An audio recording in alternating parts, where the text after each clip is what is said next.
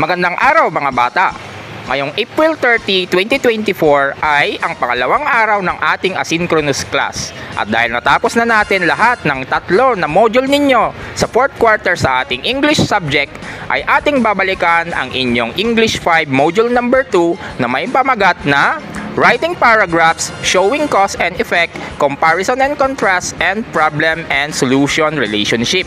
Pero bago tayo dumako sa ating maikling talakayan, ay nakita ko kanina sa ating video lesson kahapon na in-upload sa aking YouTube channel na may 23 na sa inyo na nakapanood sa ating aralin at activity sa module number 3 as of the time ng recording nitong video. Kaya, pakisabi sa iba pa ninyong mga kaklase ang tungkol doon para mapanood at mapag-aralan din nila. Ano nga ba ang paragraph? Ang paragraph ay binubuo ng dalawa o higit pang mga pangungusap na nakasentro sa iisang idea o kaya'y paksa.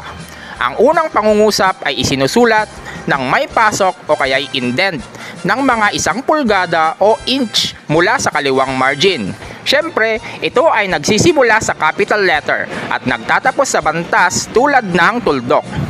Tuloy-tuloy ang pagsulat nito pakanan hanggang sa mapuno ang mga espasyo hanggang sa kanang margin bago bumaba sa susunod na linya katulad ng mga halimbawa natin dito na ating nakikita.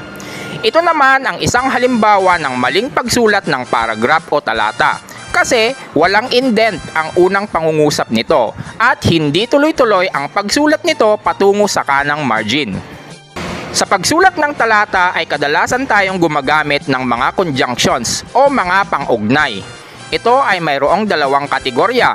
Ang una ay para sa mga similar o magkatulad na pinag-uugnay ng mga salitang and, like, to, also, at as. Pangalawa naman ay para sa mga contrast o magkaiba na pinag-uugnay ng mga salitang while, on the other hand, in the opposite, at in contrast. At ito naman ang sasagutan ninyong gawain para sa module na ito. Maaari ninyong i-post ang video upang ito ay inyong makopya at masagutan sa isang buong papel.